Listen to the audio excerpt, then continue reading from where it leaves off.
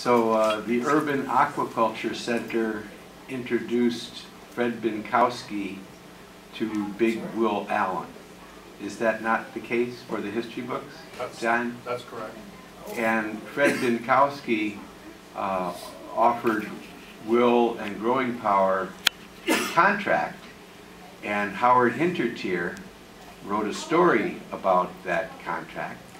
That was the first time the Milwaukee Journal gave Will Allen any substantial coverage prior to about 1995. Was anybody here in the beginning when they ran a story about Will working with the kids when he first got there? But I was on the board of Growing Power from 2005 till March of 2010, and I worked very, very, very, very hard to try to get the Journal to pay attention to Growing Power, pay attention to Will. When the State Department flew Will over to address the Royal Academy, the Journal paid no attention to that at all.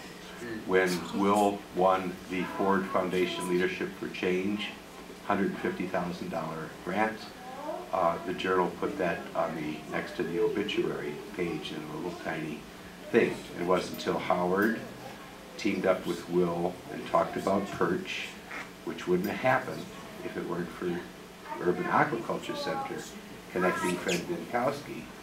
And Fred Binkowski giving Will Allen's aquaponic experiments his imprimatur is why some people at Sweetwater invested half of their life's earnings around the hypothesis. So there's many ways to contribute to the movement, and Urban Aquaculture Center is really what got urban aquaculture really on the front page.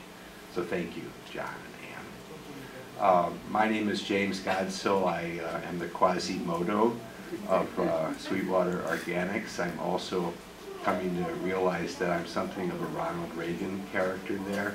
It is my theory that Ronald Reagan knew very, very little about political economics, history, philosophy, ethics, or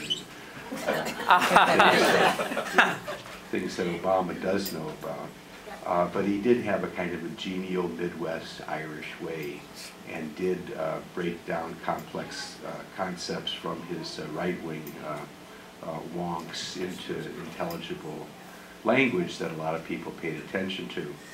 And I'm doing my best to understand enough about aquaponics that I can explain it to people on tours. And the more I witness it, the more I think that Milwaukee's urban agriculture movement and industry has a good chance of being, for the 21st century, what beer and dairy and machine tooling were in the 20th century for Milwaukee, and autos were for Detroit in the 20th century. We have what it takes, and the world is coming to Milwaukee looking in on what we're doing, and it's just wonderful to be part of it. I'm from St. Louis, and I really am in love with Milwaukee, so thank you.